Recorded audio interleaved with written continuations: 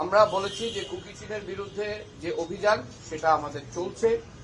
যে অস্ত্র লুট হয়েছিল তার 3/4 বেশি উদ্ধার করা হয়েছে। বলছিলেন যে এত অস্ত্র এখনো দেশব্যাপী ছড়িয়ে রয়েছে 1400 আপনি বলছিলেন আপনার বক্তব্যে, আর এখন অপারেশন ডেভিল হার্ট চলছে, আরো কোনো অভিযান চালানোর ব্যাপারে তাদের নির্দেশনা দেওয়া হয়েছে কিনা?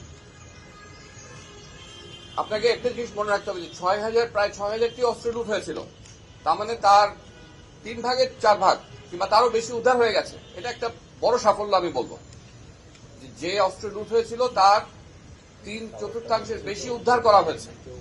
6 লক্ষ গুলির মধ্যে মাত্র প্রায় 2.5 লক্ষ এখনো উদ্ধার হয়নি, তার মানে উল্লেখযোগ্য সংখ্যক উদ্ধার হয়েছে। বাকিগুলো পর্যায়ক্রমে চলমান যে অভিযান আছে সেগুলোর মাধ্যমে এগুলো উদ্ধার করা সম্ভবপর হবে ইনশাআল্লাহ। এখনকার যে আইন শৃঙ্খলা পরিস্থিতি আপনি দেখছেন, ডিসিরা এক্ষেত্রে কি বলে বিধান তো চলছে, কিন্তু আপনি বলছেন তারা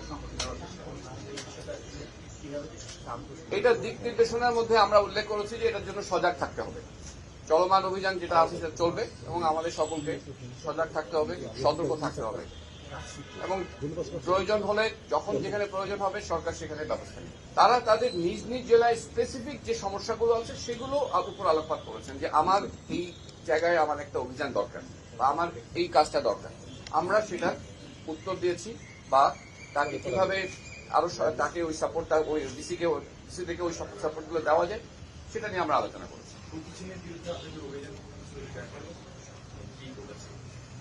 আমরা বলেছি যে কুকি চীনের বিরুদ্ধে যে অভিযান সেটা আমাদের চলছে এবং এ পর্যন্ত কুকি চীনের বিরুদ্ধে অভিযান করতে গিয়ে আমাদের 7 জন সেনা সদস্য নিহত হয়েছে এবং অনেক আহত হয়েছে। এই অভিযান চলবে তারা নিশ্চিহ্ন না হওয়া পর্যন্ত।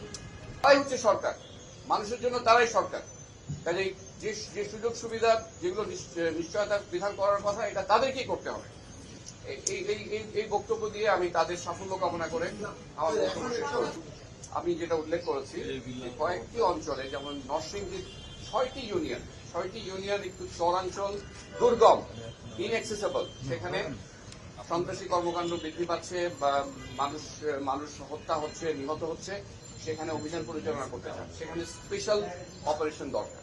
এই একটা প্রশ্ন ছিল যেটা স্বাভাবিক অপারেশনের থেকে এখানে বেশি পরিমাণ সংখ্যা প্রয়োজন হবে, লজিস্টিক্স লাগবে, এই ধরনের প্রশ্ন তারা করেছেন। গোলা বারুদ ধ্বংস করতে হবে যেগুলো নষ্ট হয়ে গেছে, এই ধরনের প্রশ্ন তাদের ছিল। তো এগুলো আমরা উত্তর দেওয়ার চেষ্টা করেছি। তারপরে নেভির জন্য প্রশ্ন ছিল যে কিভাবে জাটকা বিরোধী অভিযানে তাদের শিপ আরো এমন জায়গায় তাদেরকে যেতে হবে যেখানে পৌঁছাতে পারে না। উনি উত্তর দিয়েছেন যে তাদেরকে অ্যাপ্রোচ করলে তারা সেটা প্রোভাইড করবেন এবং শিপের ড্রাফট আছে, শিপ সব জায়গায় যেতে পারে না, সেটা উনি বুঝিয়ে বলেছেন চাইলে। এবং আমাদের assistant chief of Naval staff operation একটা কথা বলেছেন যে এই যে বাংলাদেশের মানুষ যে এখন বা গত কিছুদিন থেকে যে ইলিশের সরবরাহ যে বেড়ে গেছে বাজারে, ইলিশ খেতে পারছে, রপ্তানি হচ্ছে, এটা সম্ভব হয়েছে আমাদের কোস্টগার্ড এবং নৌবাহিনীর অভিযানের ফলে। এই বিষয়গুলো আজকে উঠে এসছে।